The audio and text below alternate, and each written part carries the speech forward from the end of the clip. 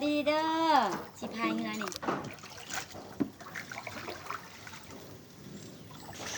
มาเด้อลอยน้ำตันเปรียวปินไปหาเฮือนแดว่าเลิกซ้ำไรตัวนี้มันอยู่ถึงเฮือนเนาะ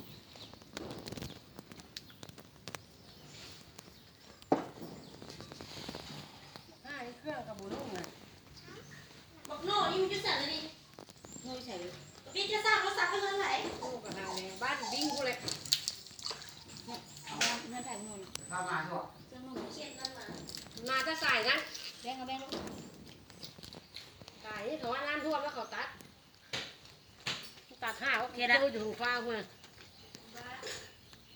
บ๊ายบาย